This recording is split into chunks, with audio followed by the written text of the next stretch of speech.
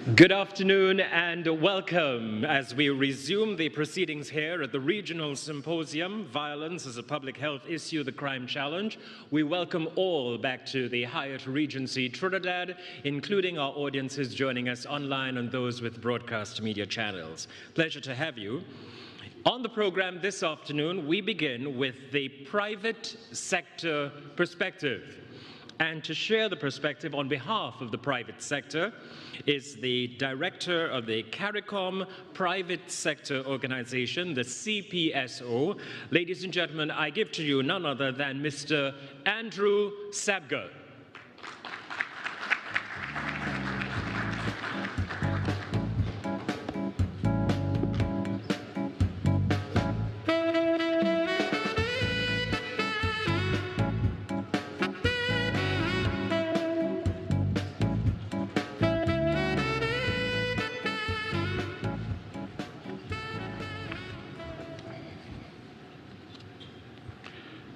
Good afternoon, ladies and gentlemen. I hope after a heavy lunch I don't put you all to bed, to sleep. So, the CPSO was established to contribute to the full implementation of CARICOM's single market and economy. Countries whose population benefit from greater levels of safety and security with low levels of crime and violence are more stable. The lived experience of the regional private sector is that sustaining a stable environment for investment, employment, economic activity, and human security is critical for business success, both within and among CARICOM states. Stability, confidence, and human security reduce business and economic disruptions and are critical ingredients for sustaining visible CSME trading relationships and for the enjoyment of rights within the community. Additionally, implementation of the CSME is recognized to be a key aspect of CARICOM's strategy to achieve and benefit from progress towards the United Nations Sustainable Development Goals. The regional private sector is therefore fully committed to addressing crime and violence as critical prerequisites for a fully operational community, both nationally and regionally, and for making substantive progress towards CSME and the SDGs.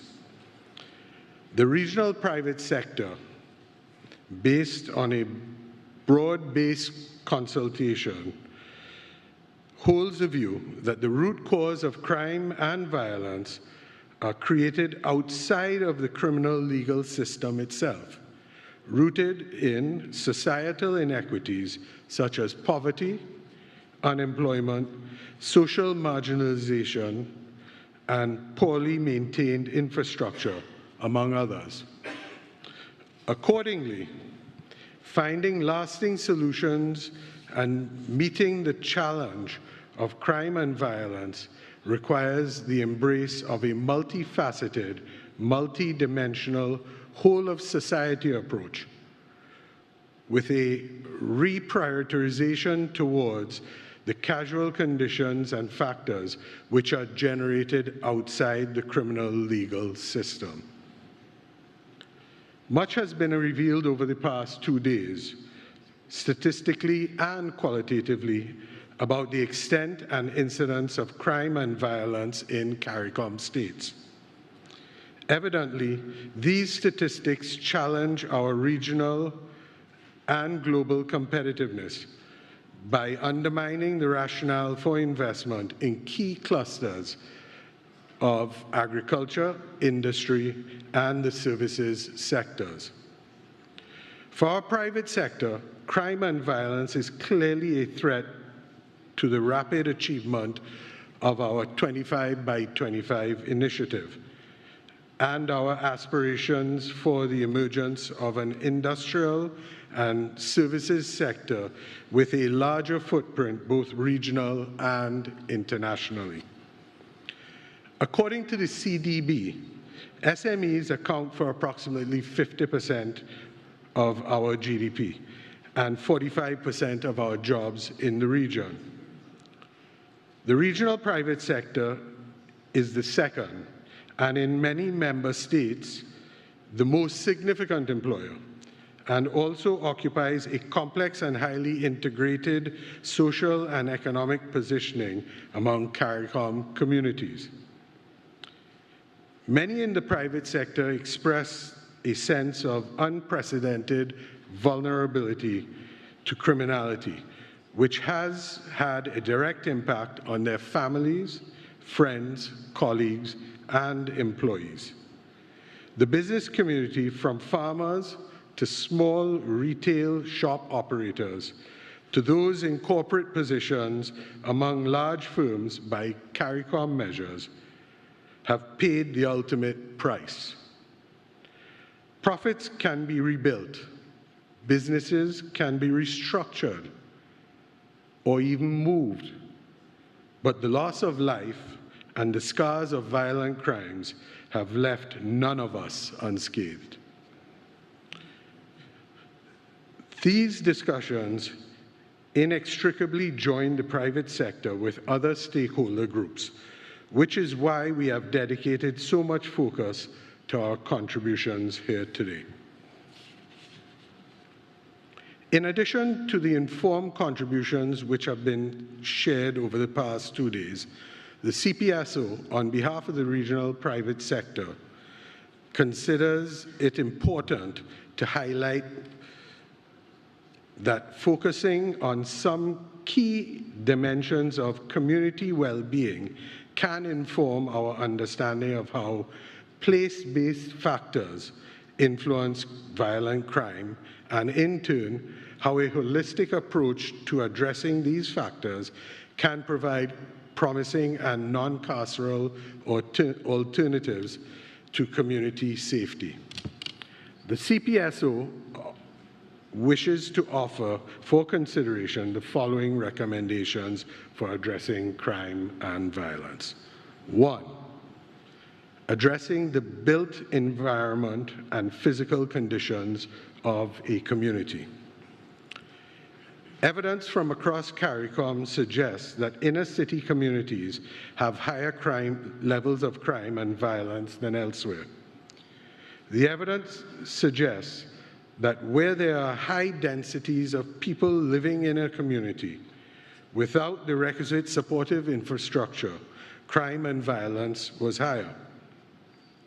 Investment in infrastructure in these challenged communities could have a positive impact on violent crime rates. Such investments would need to be undertaken from a standpoint of urban planning and re-engineering, which would include recreation spaces, demolition of dilapidated buildings, the construction of social support infrastructure and institutions. There is enormous scope for the private sector in the collaborative approach that will be required with government and other social partners in more fully adopting this approach as a major component of the agenda to combat crime and violence as a public health concern. 2, addressing economic disadvantage within the community, including income inequality. Numerous studies have found that neighborhoods with higher poverty and unemployment rates have higher rates of violent crimes, and that income inequality within the neighborhood is associated with higher rates of violence. But income inequality is not the only determinant, and oftentimes there is a misappreciation that aside from income inequality and the physical conditions of the community, a community economic status also has a significant influence on violent crime. Anecdotal evidence from across the region suggests that mostly boys born in poverty are many times more likely to be incarcerated than those born in higher income families, and that economically isolated neighborhoods worsen that trend. Enhancing economic opportunity and reducing inequality within neighborhoods can significantly reduce violent crime. For instance, evidence shows that youth workforce development and employment programs, including temporary employment programs, can significantly reduce youth involvement in violence. However, for us to see the transformative results, a whole-of-society approach is required. We need to better understand not just those programs that are explicitly violent prevention-based, driven by a need to come together to address the root cause of violence and poverty through workforce development, but also through coordinated efforts to enhance economic opportunities. The regional private sector is committed to collaboration in this examination and in contributing to the nexus of actions, from problem identification to workforce development and unlocking enhanced economic opportunities as an essential component to the approach to crime and violence in our community.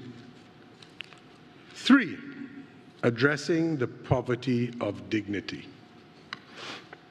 Distinguished colleagues, Thomas Friedman, in an op-ed at the New York Times in 2005, suggested that it is not only income inequality that leads to upset and anger, but also to what he terms as the poverty of dignity. For Friedman and others, the poverty of dignity explains far more of human behavior than the poverty of money. Our collective challenge will be to help communities to restore their dignity through respect, real opportunities to improve themselves and their fortunes in life. Pride in their environment will be a critical and crucial element in addressing the crime challenge. The restoration of human dignity can only come from truly human leadership and care. Friedman explains that, and I quote, "Sometimes it just takes listening, but deep listening, not just waiting for them to stop talking. What you say when you listen speaks more than any words."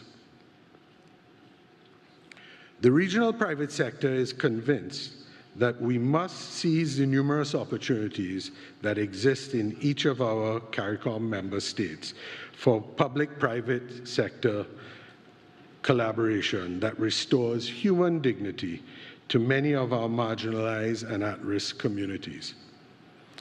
In so doing, as public and private sector leaders, we must be prepared to do a lot of deep listening as we revision, re-engage, and pivot to a whole-of-society response to addressing the root causes of crime and violence that emanate from outside the criminal legal system.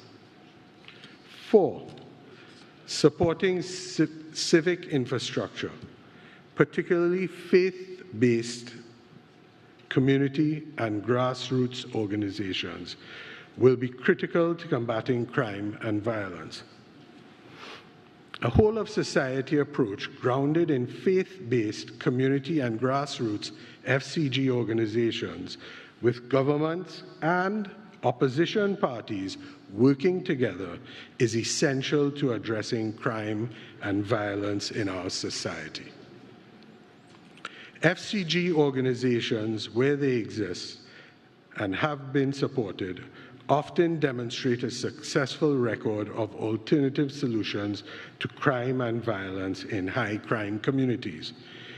Expanding the reach of these organizations could activate an additional tool for addressing crime and violence at the community level.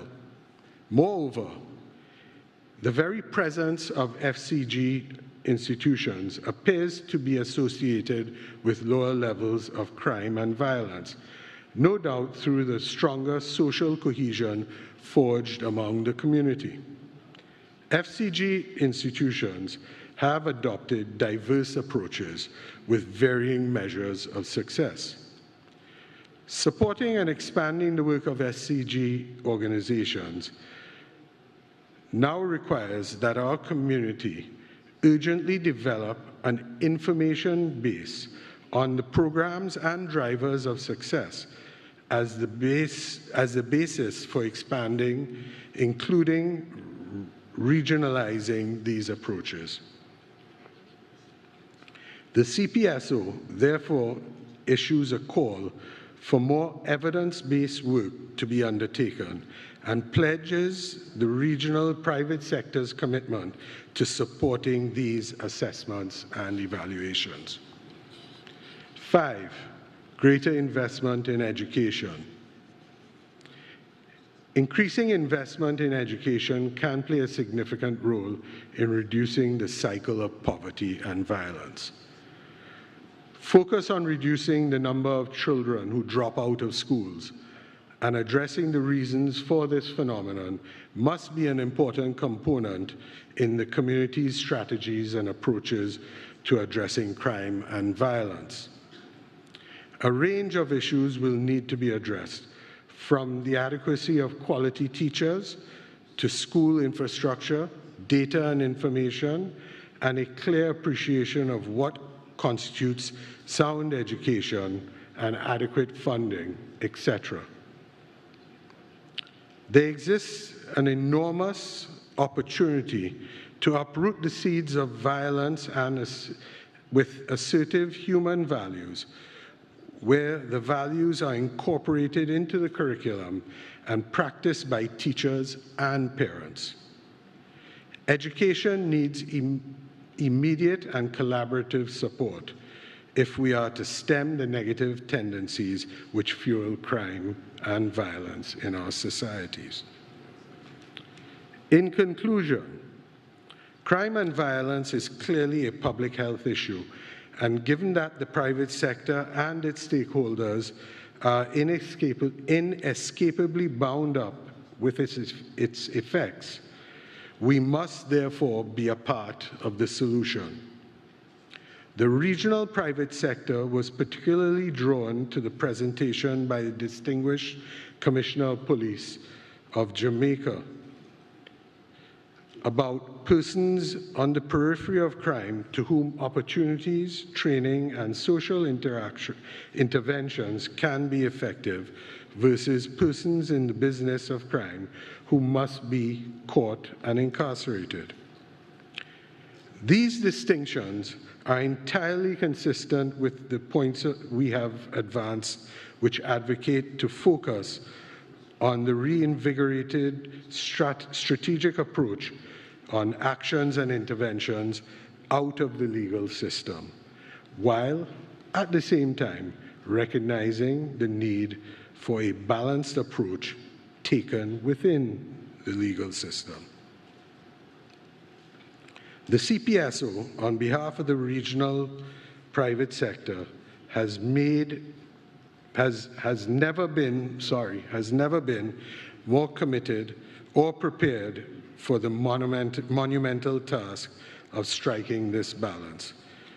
Weighted heavily to the embrace of out of the legal system strategies and interventions which address and restore the poverty of dignity. The CPSO is committed to the whole of society approach premised on a sound evidence base for the framing of actions which address the root cause of crime and violence. We wish to assure the heads that the region's private sector is here, We are present. We are natural partners in this whole of society coalition that is inevitable if our community is to successfully identify and embrace lasting solutions to the multifaceted social and developmental threats in our societies posed by crime and violence. We urge the heads of government to make use of us. I thank you.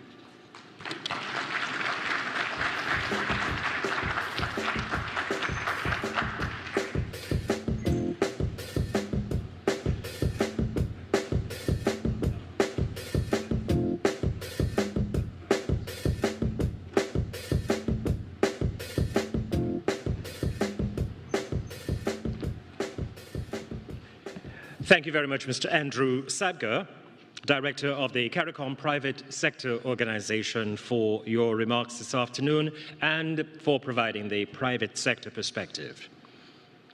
Next, ladies and gentlemen, we receive remarks from the President of the Trinidad and Tobago Chamber of Industry and Commerce. Please welcome Mr. Charles Pashley.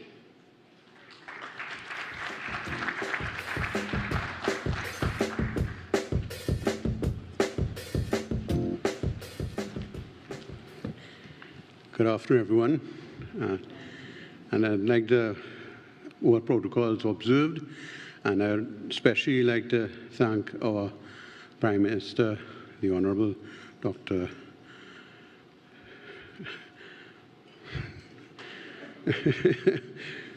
Prime Minister, thank you very much, Prime Minister Rowley, for inviting us here.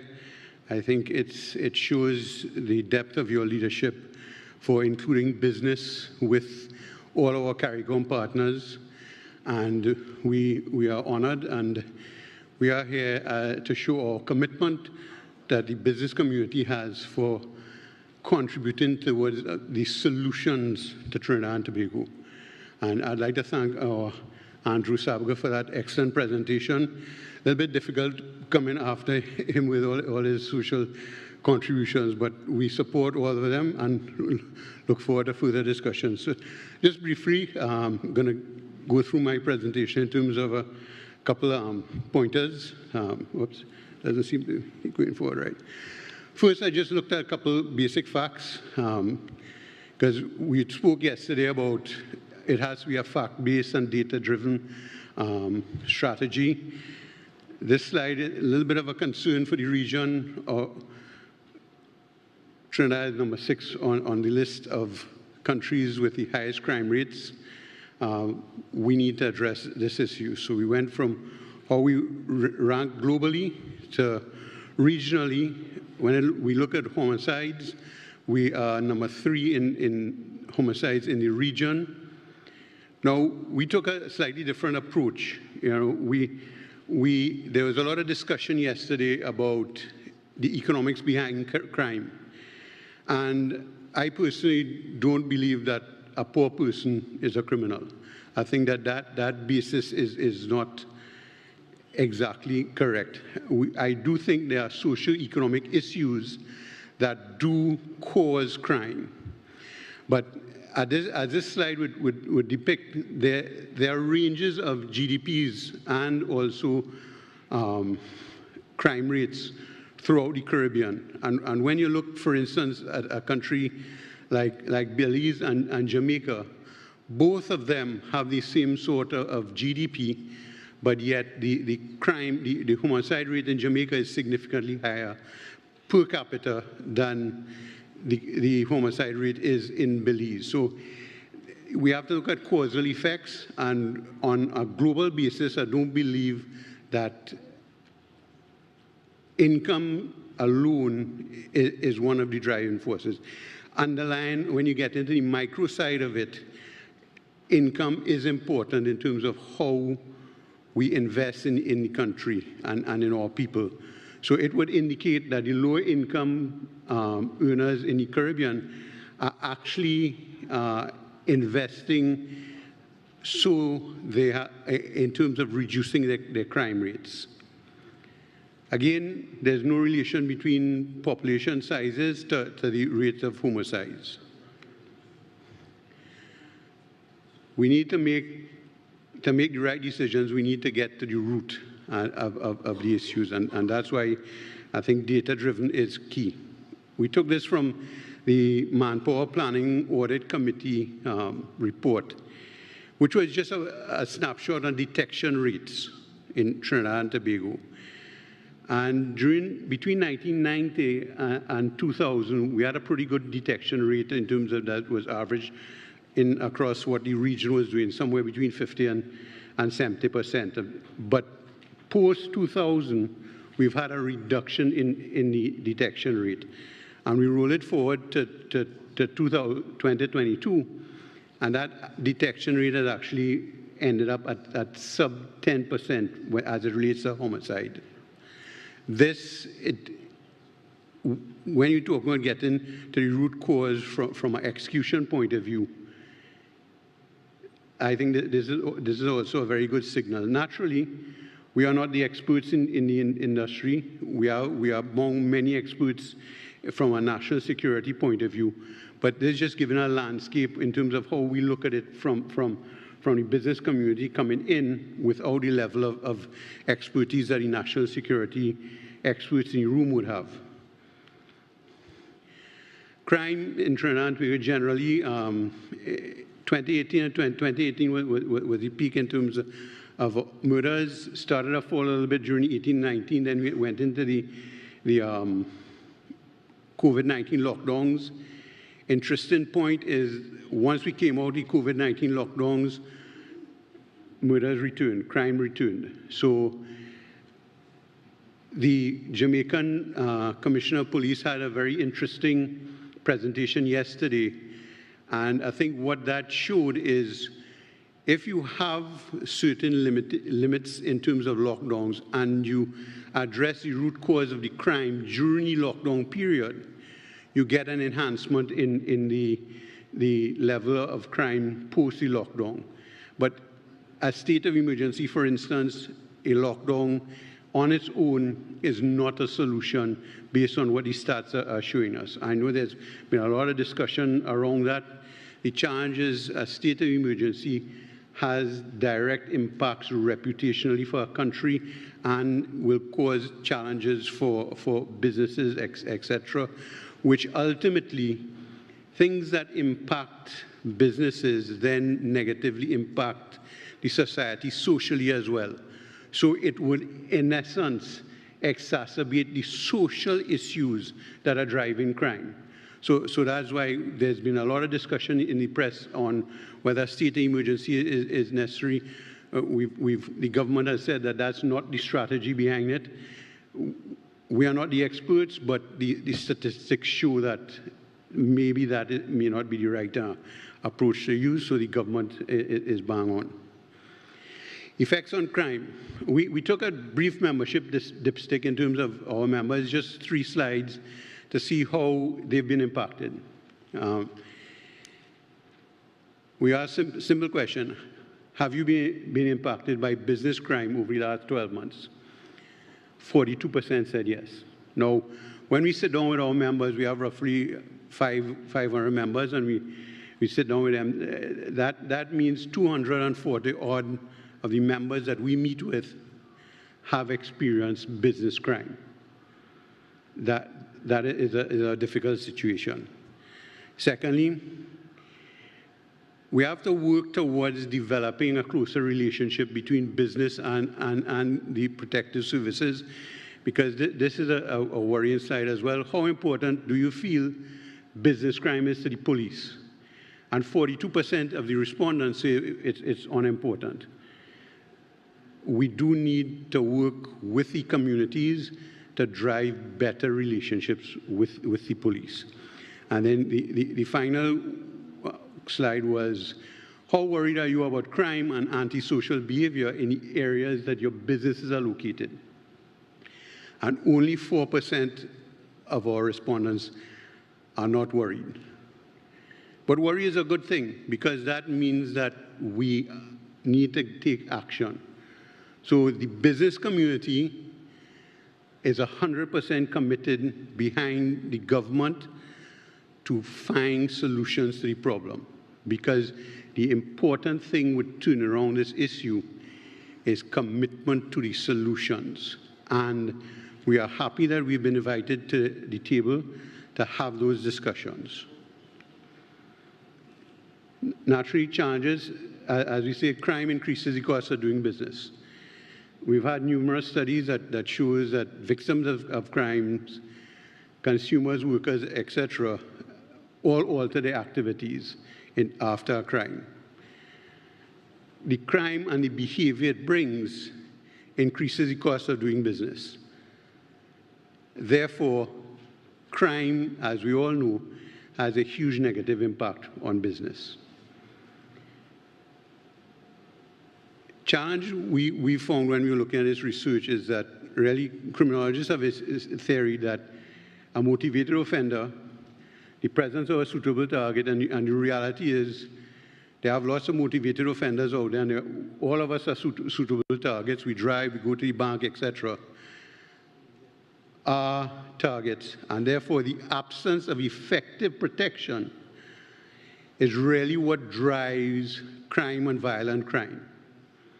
So we thought that this was also an important component, as the criminologists have confirmed. It's really the absence of protection is a key component of why crimes are committed.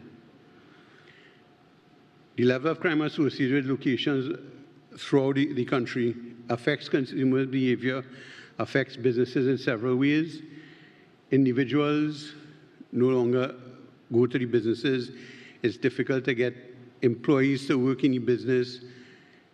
The business therefore starts to, and the socio-economic area of the business starts to decline.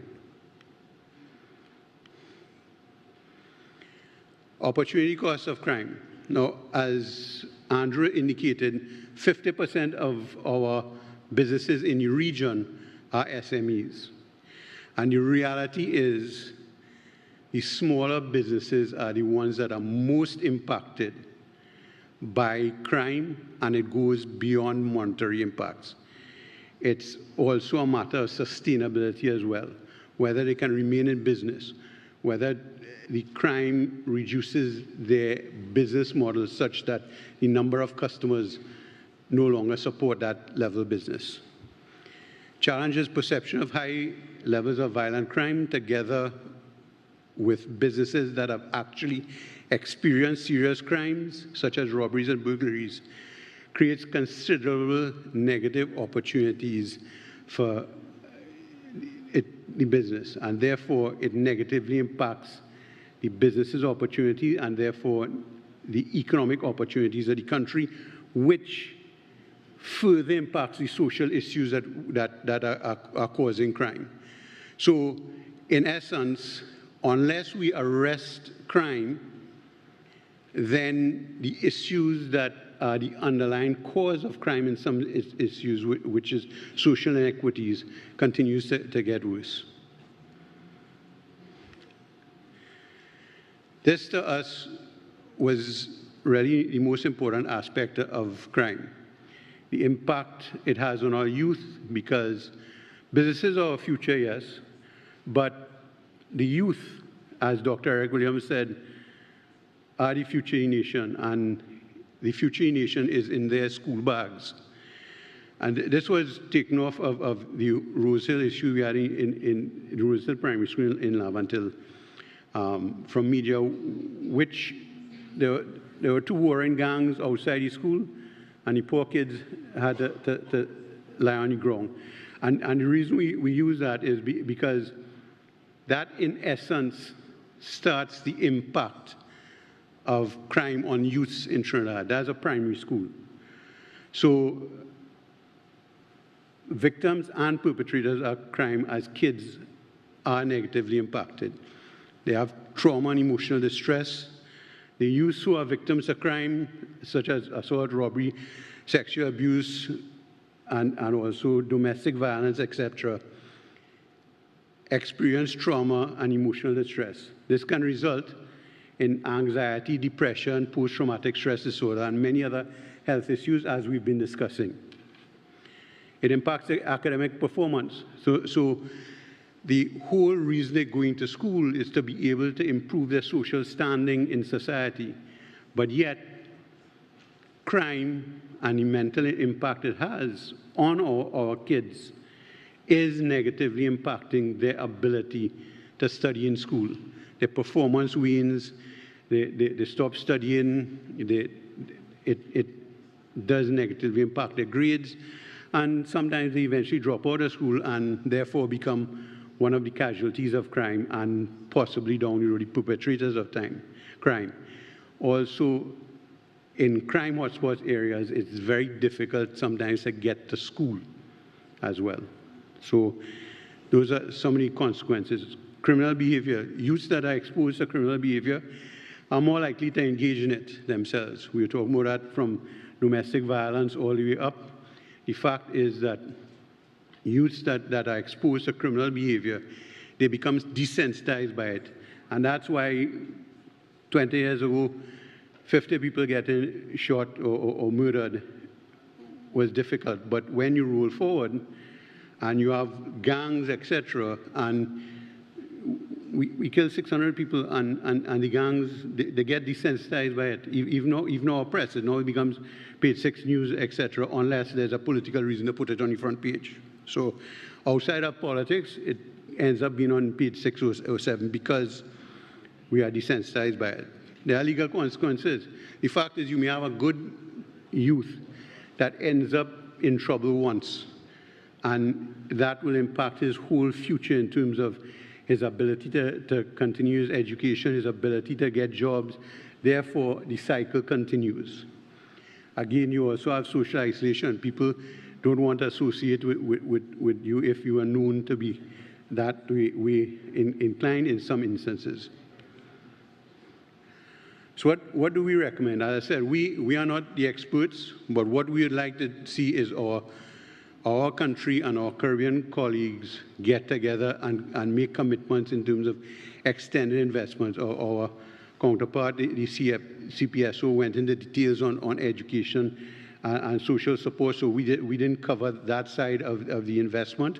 We just gave a very broad brush in terms of other areas. Just a few, and we hope that we'll collaborate more on infrastructure improvement, things like CCTV, motor vehicles, everyone having time everyone having equipment to solve crime. Our Jamaican counterparts showed a very good opportunity with that. Increased patrols, whether it's police, army patrols, community patrols, etc. We spoke a lot about this, although my time is up, just 2 more minutes. Border protection. Border protection is twofold. One, actually protecting our sea borders, but more importantly, how do we protect our country from the arms and ammunition that are imported? And we had some statistics where globally 8% of the containers are screened. We're actually doing 20% of the containers. So we're actually doing more screening than the average global amount is, which is a good sign.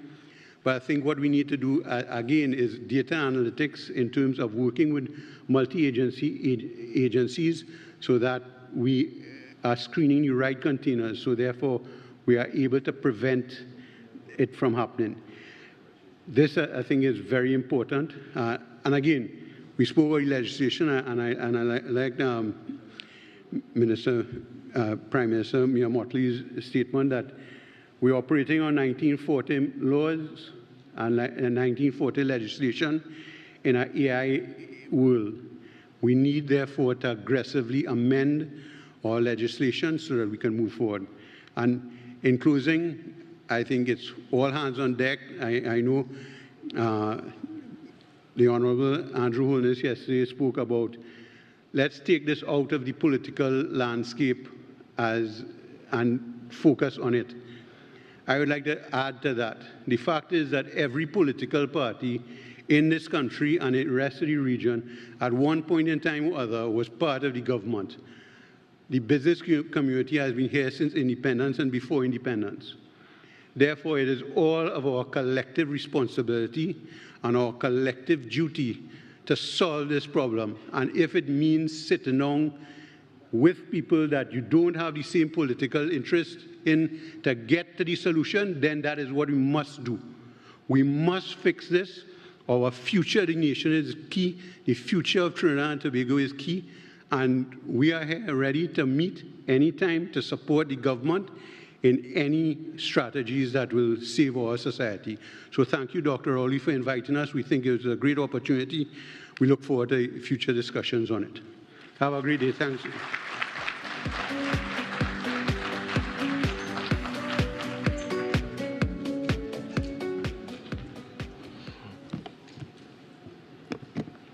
Thank you very much, Mr. Charles Pashley, President of the Trinidad and Tobago Chamber of Industry and Commerce. Ladies and gentlemen, as we continue to facilitate and afford perspectives from many quarters in society, we invite now to deliver remarks on behalf of the Interreligious Organization of Trinidad and Tobago, the National Director of the Open Bible Standard Churches Incorporated, Reverend Dr. Benjamin Agard. Please welcome him.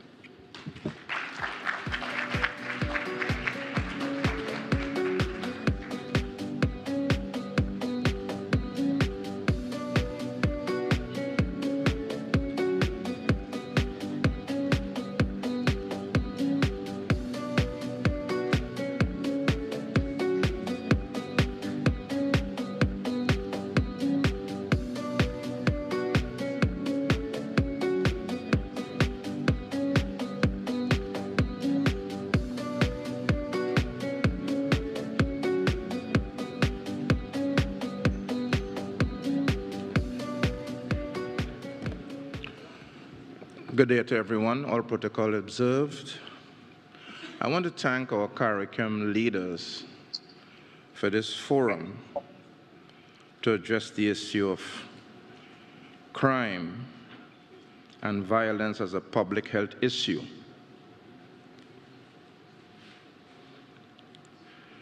I want to share with you an experience I had before I share these few thoughts. A few years ago, I was held up at gunpoint at my home, and my car was stolen from me.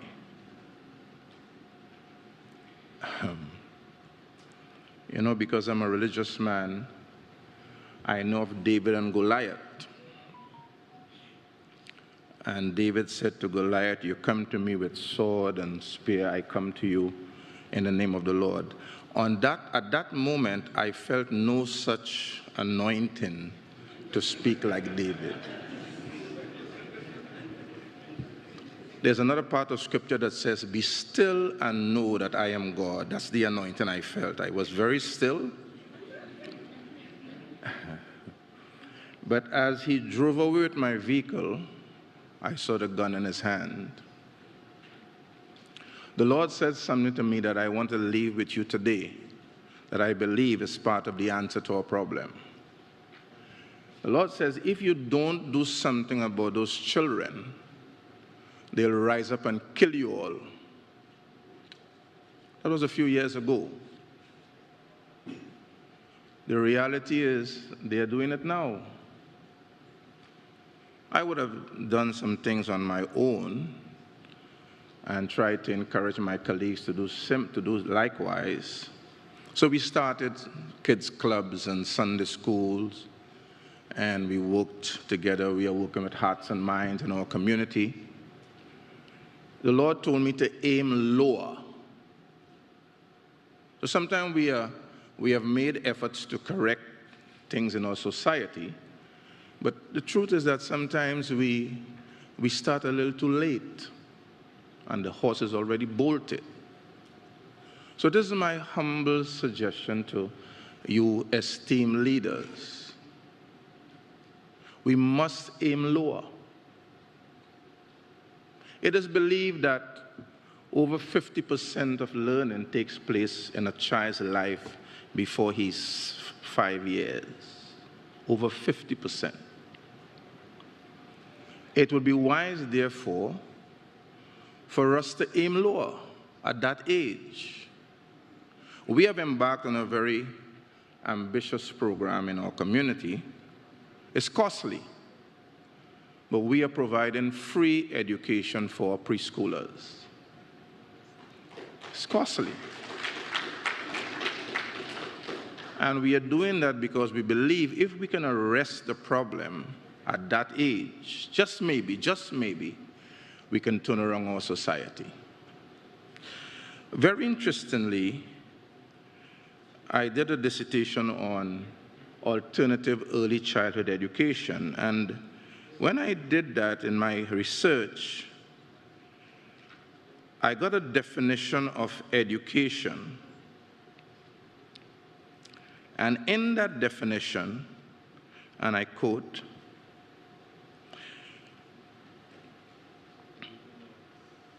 Webster Dictionary, this is in 1820, the first definition of education. To give children a good education in manners, arts, and science. A religious education is indispensable, and an immense responsibility rests on parents and guardians, and may I dare say to on all of us who neglect these duties. We do it at our own peril, not to educate these children on moral and spiritual values. That statement was made famous by one of our former presidents. We must understand that we cannot leave the Almighty Creator out of our settings here on earth. It's unfortunate that the educated minds of our present day believe that they are smarter than the Creator. So they don't want to call God in their name. And Rash Shorty says we kick the Creator out. We do not want his name in our mouth. So now we are reaping what we have sowed. I want to give some solution, therefore, in my short time here. First of all, I'm happy for this collaborative effort. It will take all of us. It is said that it takes a village to raise a child. It will take all of us to solve this problem. The fact that some are pointing fingers at others and saying you are the cause, and the church is the cause, and this one is the cause, that will not solve our problem. And I want to say, as one minister once said, this happened under our watch. And if it happened under our watch, then we must take responsibility to fix it. This happened, folks, I remember the day in my own community when I drove without fear. Now I'm driving and I'm looking back. Because I no longer feel safe in my beautiful country of Trinidad and Tobago. So I am suggesting to this august body today that we aim lower. That the systems we are putting in place must not just be corrective, it must be preventative. In other words, prevention is still better than a cure. It is still better than a cure.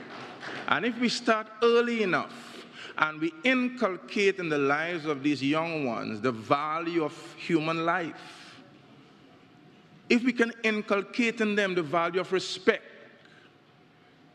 if we can inculcate in them that kind of values, tolerance, respect, production, then I believe we have a chance to turn things around. Let me just read this. Another area I'm very concerned about, and I plead with you. And I think I walked with this because the Caribbean Court of Justice, he said something today that really caught my attention. And forgive me, yes, his name is Justice Jacob Witt. He painted a picture. We take a young man who maybe have smoking a joint. Do I agree with it? No. But we put him in a system that takes 10 years to bring him to justice. We have made him more criminal through the very system that is intended to bring justice. I beg you, we've got to move quickly to fix the system. And there's a lot of rhetoric and says, yes, we are putting this in place. Listen what the scripture says, and I quote, "Because sentence against an evil work is not executed speedily, therefore the heart of the sons of men is fully set in them to do evil." So the slowness of systems has even created a bigger problem of more crime in our society. I want to encourage our Caribbean leaders. I want to encourage you. Let's work together. We are working right now in a smaller scale with the police, with the hearts and minds. We are aiming lower. We are doing the best we can. And I listened to the Minister of National Security when he says that parents are first responders. I leave you with this. A few years ago, I had the privilege of raising my children, and my daughter came first in mathematics at the Caribbean level. But I realized that if I was not involved in her life, it wouldn't happen. I have listened to many parents whose children have won scholarship. I listened deliberately. And in all of those cases, the parents are involved in the lives of the children. In all of those cases. I want to say that we need to put back systems in place how we can involve the parents in the lives of the children. Sometimes it's easy for the parents to say, take the children to school, take the children to church, and you bring them up. But the parents cannot be absolved from the responsibility. In doing a survey in my community, we found out that part of the problem is that the absentee parent, the absentee father. And these precious mothers are fighting on a loan trying to raise up the children. But what happens to those children when they have to go to work? Children are bringing up children. Ladies and gentlemen, let us fix the problem from the ground up at the lowest level. Let's aim lower and let's work together to change our society. I commit myself on behalf of the faith-based organization to work with all facets of society to bring change on our what a beautiful island we have, what a beautiful CARICOM group we have. And if it takes a village to raise a child, may I suggest it will take all of us CARICOM people to fix this problem. God bless you, and thank you very much, ladies and gentlemen.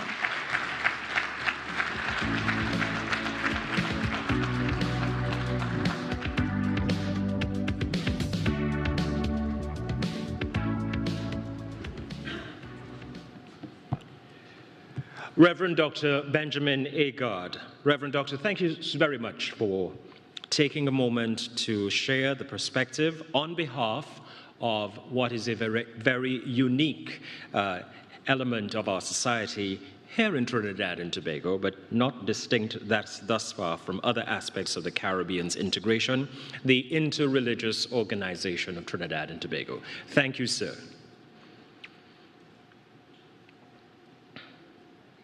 Our focus now is the Priority Action Plan. Identification of priority actions for a public health response to crime and violence. He would have been on the stage yesterday in what could be considered his research capacity. Criminologist retired Professor Anthony Harriott will share the details as we look at the identification of priority actions for a public health response. Will you please welcome Professor Anthony Harriott.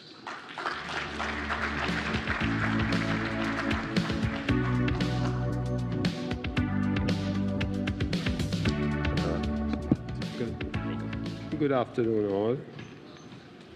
So we have had 2 days of talk. I would say productive talk. And as we all say, the proof of the pudding is in the eating. Well, in this case, the eating is in the action, hopefully effective action. My job is simply to share with you some of the ideas that have been harvested from your work, your contribution over the last few sessions. And the action points, we are not yet at the point of an action plan. It's just introducing to you some of the action points. That's the stage we are at now. And these action points may be divided into 3 categories. The first set of action points have to do with how the region relates to external actors and partners whose actions or inactions touch and concern us in relation to vital issues that determine the characteristics of the crime problem that we face, specifically in the first instance, violent crime. The heads have hinted that it's time to declare a war on guns. And we heard a presentation from our Mexican friends in relation to the actions that they have already taken. So there are 2 sets of actions on this business of our war on guns. And the first has to do with high-level advocacy by our heads in representing our interests to the government of the United States, which is the source of most of the illegal guns that are creating the problem within our region. So that's the first set of action. And secondly, collaboration with our Mexican partners in relation to legal action. So it's political and legal action to stem the flow of illegal guns into our region. There's a third element to this that was suggested, which is at the bilateral level, because there are guns that move from one member state to another member state, and that requires law enforcement collaboration to stem the flow of weapons within the region. So that's the main thing in that category. Then the next set of actions have to do with really intra-regional, that have to do with our relations between the countries of CARICOM. There were some suggestions here. Many of them have to do with shared capacities and further developing those existing capacities. So one such suggestion was to build a forensic capacity within the region and to share it rather than have each nation state developing their own forensic labs, which can be a costly business. I believe that has been on the agenda for quite some time now, and therefore it's high time that we move that along. Another example raised was the implementation of the CARICOM arrest warrant. Again, that has been lagging. And the third example was the rotation of judiciary within, if not the entire region, I believe, although I believe that was the proposal, certainly within sub-regions. Then the third category, the national level. Most of the action points were pitched at the national level, perhaps in keeping with the advice of the previous speaker that we should pitch low. So there are several suggestions here that had to do with the reform of the criminal justice system. Much was said in an earlier panel today about the introduction of restorative justice, for example. That is being implemented in some countries, needs to be scaled up, introduced in others. There were suggestions about the introduction of centers dedicated to the treatment of domestic violence. the upgrade of port security, better budgetary allocations, so to do. And the final point that I want to raise here, important point, much was said about it during our discussions, educational reform, which would have many different components to it. The Secretariat is working on a listing of all of these action points. I believe it will be ready, if not by the end of this meeting, certainly shortly thereafter. So I believe I've fulfilled my duties and my responsibility to simply give you a feel for these action points. And the last thing that I want to say here, much was said about promising programs, programs that are showing results on the national level, but which, if they are to have impact, have to be scaled up. So that, I believe, applies to many of the suggestions that were made pitched at the national level. Thank you.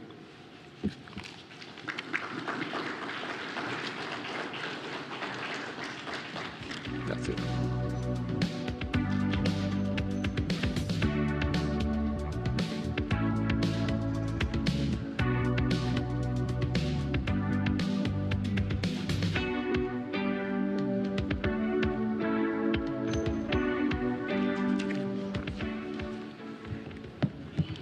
Our thanks once again to Professor Harriott, of course, for sharing with us the priority actions and, of course, giving a summary and a review of the activities and proceedings that have engaged our attention for the last 2 days. We'll hold for just one moment.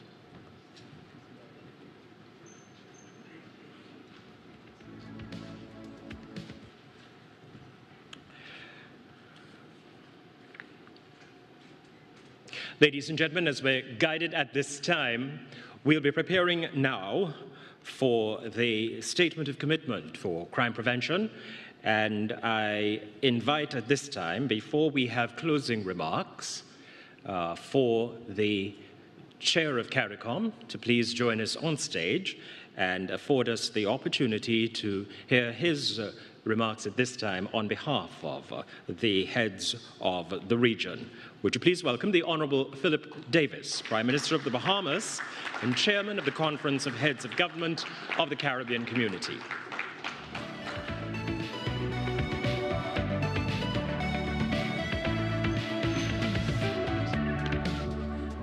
Thank you very much. Let me first of all thank each and every one of you for joining leaders of CARICOM in this very significant symposium, a symposium that is informed by the challenges facing our community, particularly as it relates to the scourge of violent crime, particularly those that's related to gun-related crimes. The 2 days have been quite informative. I trust that each of us would leave this symposium with a renewed commitment and with renewed vigor to go back into our respective states and employ some of the ideas and initiatives that we would have heard coming from our participants. It is expected that at the end of this session, that a declaration will come from us as a community that will be made public in due course. And as indicated, we will be taking our fight, if I can call it that, on the war on guns to the United States. It is anticipated that we will also do a separate declaration in respect to our commitment to declare war on guns in the Caribbean community. And so I wish you well, safe travels back home, and you'll be hearing from us in due course. Thank you very much. Thank you for your participation, and we look forward to continuing this dialogue. As I mentioned in my opening, the issue is a complex one, multifaceted. All hands are needed on deck. And as I continue to remind us all, together we are stronger, and together we'll achieve more. Good day, good evening, and do enjoy. Safe travels.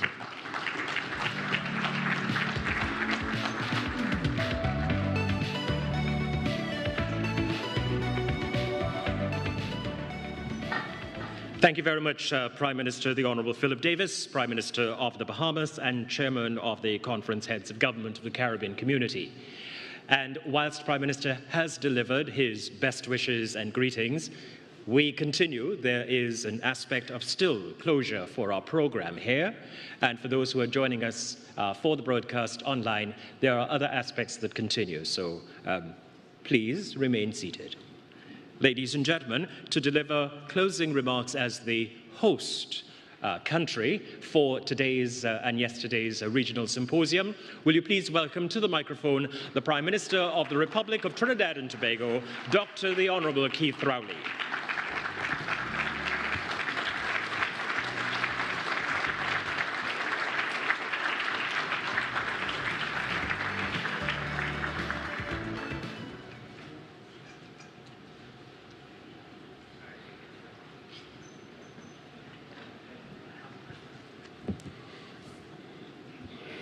Thank you very much, Wendell.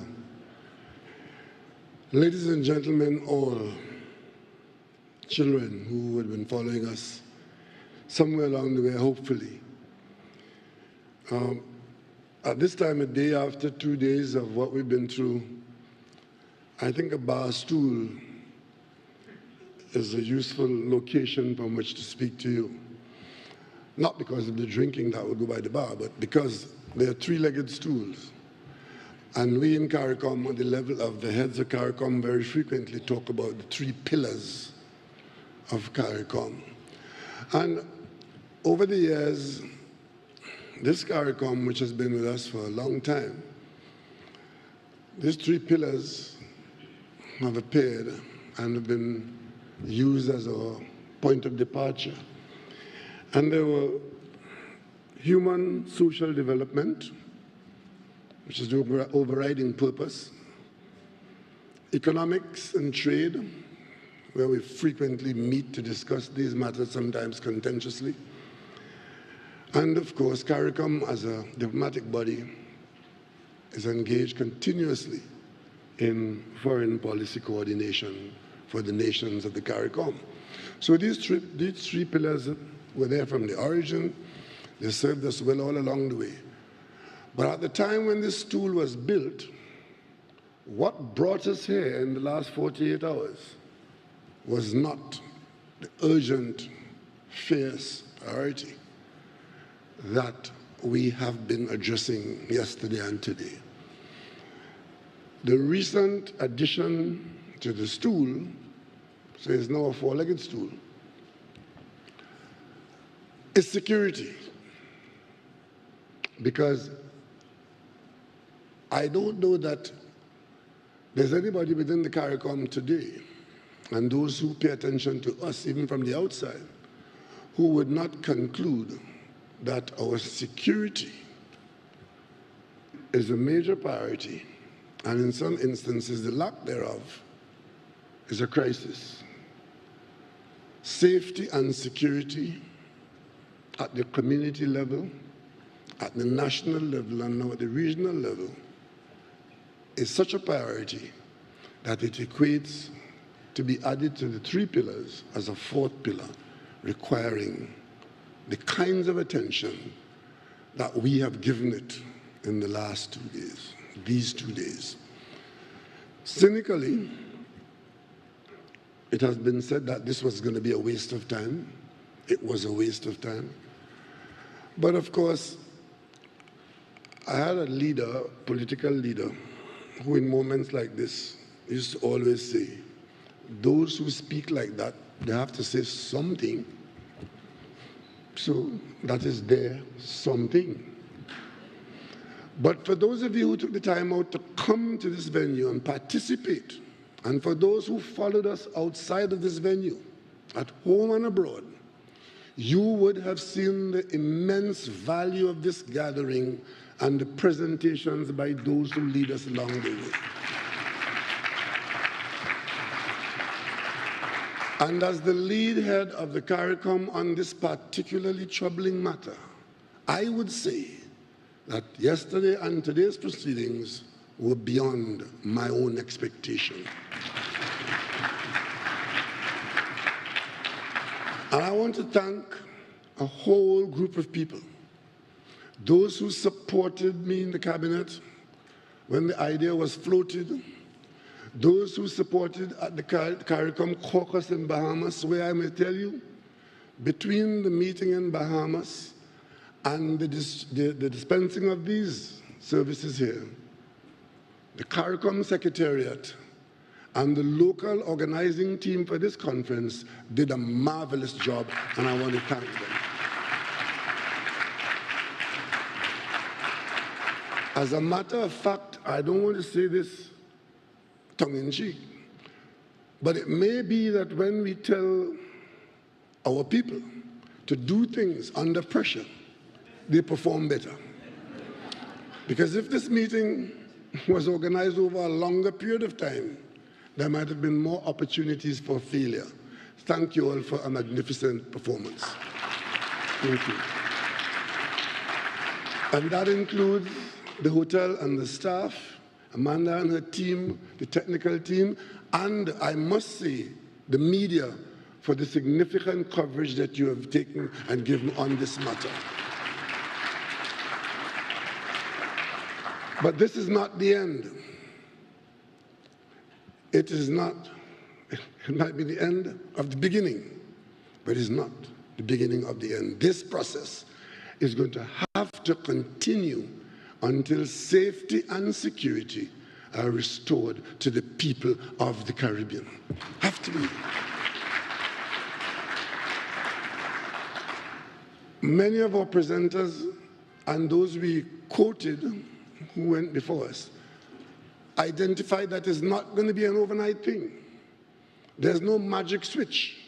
It has to be a committed engagement requiring deconstruction and reconstruction. We are being asked to review how we live, how we do business, talk firmly to our friends, and take responsibility at the personal and the national level. That's what's happening. We've also been asked to receive criticism. Those of us who have responsibility, whether we are in the parliament, in the judiciary, in the police service, in the homes, that shared responsibility, because we all have to be engaged.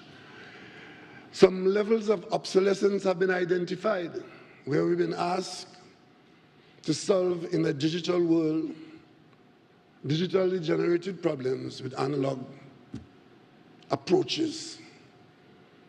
We have to change. We've been asked to change. Change sometimes brings conflict, but there's no success without that change being made.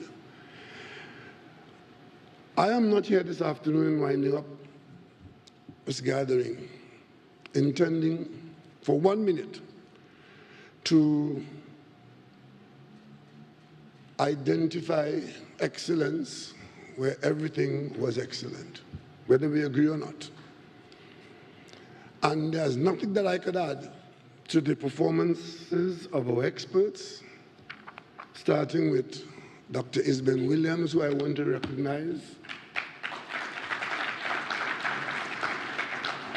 because my own role in this matter as a head of government was driven by my understanding, accepted at the feet of Dr. Williams, Isben Williams of St. Kitts, psychiatrist that he is, an old colleague of mine from Mona, who insisted that this problem will call us and will have to be addressed, whether we like it or not.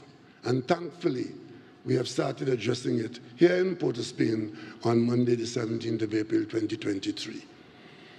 And there's nothing I can add to the technical presentations of experts, and if I may point out, the political expert, Dr. Ralph Gonsalves, who spoke for all his colleagues without fear or favor, malice or ill will. He said a lot of what all of us want to see. And of course, the only other person I want to make reference to is the energy of that young lady, Miss Renee Atwell, who spoke for the young people on the stage today.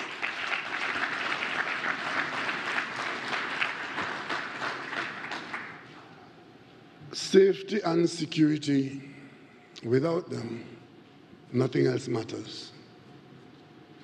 The question is, are we as a people prepared to make the numerous adjustments that have been identified in these discussions as requirements for what we seek? A communique is going to come out from this room, signed by the CARICOM leaders, that will go to our major trading partner and friend up north in Washington, indicating that we have identified that a major component of the contribution of our circumstance is the seemingly unregulated, illegal flow of guns and ammunition into our territories coming from the United States. And we believe, and I welcome the U.S. Ambassador, it wasn't meant to be like that. I just saw the person sitting there, looked in the direction, and realized that we were talking to the emissary of the United States. Welcome to the gathering. And this is the point at which I wanted to say, the U.S. had a calamity like this at one time. When cocaine started to flood the United States streets, started out in the homes of wealthy people in Hollywood, they say, but eventually it became a street drug in America with all kinds of consequences. And the sellers and preparers of those products started using our territory to poison American children and American communities. And the government of the United States from then till now, even now, still fighting that. Drug war it is called. And the territories of the Caribbean were affected by the trade. But because much of that goods is going up north into the United States, we could easily have said, it's not our business, let it go. We have the authority in these territories to say, make it legal. But we said no. We would fight the trade, and it came with guns and ammunition. Some of the guns remain in our territories and started being used against our population by the criminal element. But we stood and we fought the drug war with the United States to prevent drugs from going to the United States. And we attempted, with various levels of success, to prevent our territories and our infrastructure and our people from assisting in that program. That was our contribution in on drugs. But our people got a love for guns. A lot of our people here now either want a gun, either legal or illegal. And the guns started to do to us what the powder was doing to the United States. Today, we are saying to the United States, the same way we fought with you to prevent the powder from going up north to poison your community, we want you to fight with us to prevent the guns and ammunition from coming into our territories.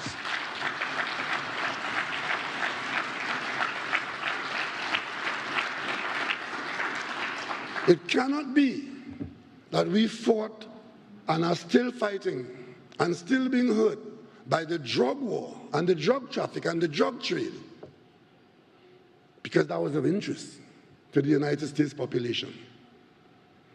And now that guns and ammunition are destroying and threatening to destroy our own sovereignty and our total societal arrangements, that is of no interest to the American population. Cannot be. We would want an equivalent recognition as confirmed by the meeting here yesterday and today, and by the communique which we will release, that the Caribbean nations of CARICOM and our neighbors, not just CARICOM, the Caribbean people, we want a greater effort in preventing the manufacturers of these killing machines and projectiles from having the profit-making outcome that is killing our people and destroying our society. We want the guns and ammunition stopped. And we will take equivalent action in our country for that which slips through.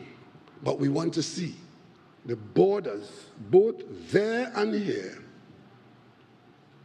so secured that it will become difficult for that kind of business to so easily wreak this kind of havoc on Caribbean societies. That's all we ask.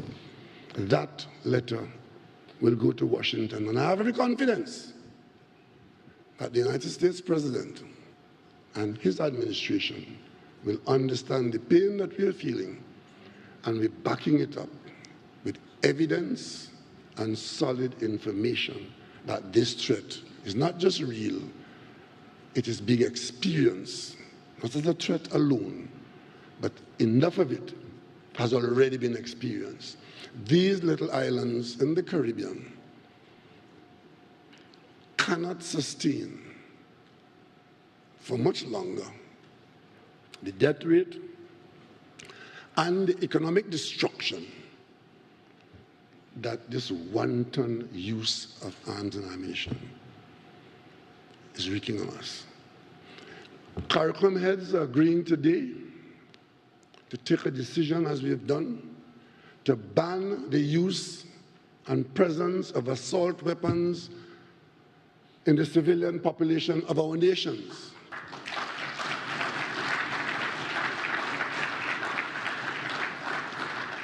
And we are undertaking, and all of these undertakings will have serious economic consequences, budgetary consequences, undertaking to provide greater support for those who need it, and to do fundamental restructuring of our education system.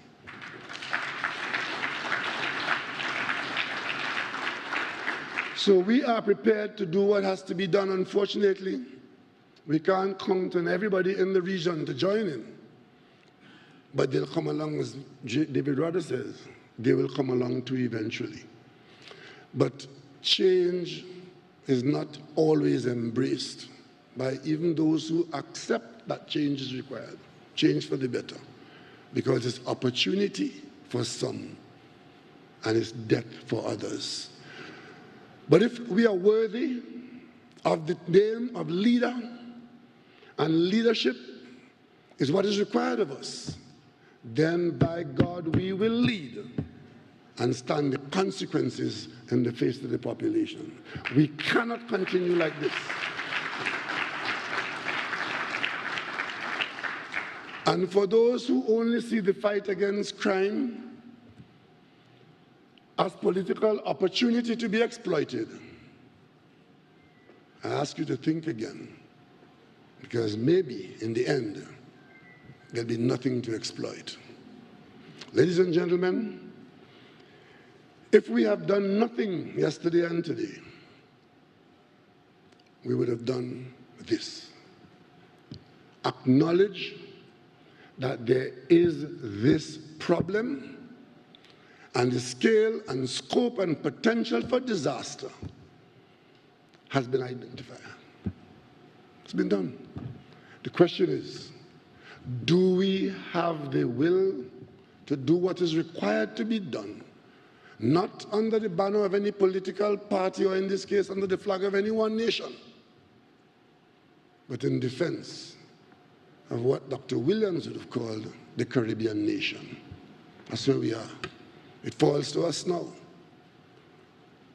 And there's no point in saying that others should have done it before, except to remind ourselves that if we don't do it now, failure would have been our portion. And we have an option now to do something that those who have gone before don't have now. So I am very grateful that my colleagues in the CARICOM have taken the time to come here and spend 2 days. And I can tell you, it's not very often that CARICOM leaders are always busy. Not very often they come and sit in a CARICOM meeting for 2 days as attentively as they have done.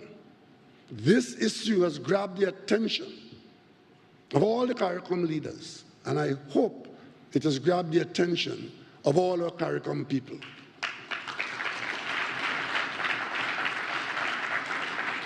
Because this is not just my fight as Prime Minister of Trinidad and Tobago. It is not just his fight as Chairman of CARICOM. This fight to survive in this era where our young men get rank based on what heat they're carrying, what pistol they own, what access they have,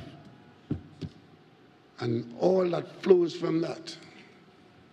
How many child mothers they have, how they fund it, and how some people get rich. Because if you don't believe it, look in it and you see now that for some people in this disaster, crime pays. Crime pays. Some of the decisions that we have taken along humanitarian lines are in themselves part of the problem and will be part of the tool that will be used against us. You've heard people raise on this stage a whole question about bail for murder. I can raise this evening the recent addition of cash bail, where the man inside could tell his friend outside to find the cash by committing more crime with a gun. So, actions and reactions we're dealing with all the time. But there are certain things that we have to do, and the time to begin to do them was yesterday. But yesterday is no longer available to us. So we take now going forward. Thank you all very much for your contributions, for your interest in our interests, particularly when you can be encouraged to spend your time elsewhere. I would like to let you know that going forward, the government of Trinidad and Tobago will extract from the commitments we made here the work that is required to be done to amend, to adjust, to create the necessary policies, and to make the changes that we are called upon to make. One of the things that we have agreed to do here in this gathering is to set about to use the mechanism of model legislation, where the CARICOM Secretariat, with the involvement of the Attorneys General of our territories, will assist in drafting a suite of model legislation to deal with certain aspects of what we have discussed here. And instead of each territory trying to make its own model and designing it as a new model, that we use the model that we have agreed to be presented to us from CARICOM. And once we agree that the model is sufficiently constructed to our liking and get approval, then we'll undertake to enact that model across the CARICOM so we get some harmonization of legislation with respect to crime and criminality. That is no guarantee of success. Because if in the various territories there are opposition parties who believe in holding on to the prospect of opportunity to remove the government and not provide the legislative support to make the change that the model legislation is requiring, we're back to square one. And the question is that what leadership is about? If that is what leadership is about, we will fail. If, on the other hand, that the wider national interest as required by the CARICOM that can move the parliaments of our nations to enact legislation without that kind of approach, then in short order, we can make the necessary legislative changes that would give us a fighting chance, as identified by those who spoke on the stage here these 2 days, that these changes are required. We will determine who is who and who is for who when we get to that point, but we'll cross those bridges when we get to them. As Prime Minister of Trinidad and Tobago, I want to give the assurance that the team that I lead, we are prepared to work with any and everybody in the interests of all the people of Trinidad and Tobago. I thank you.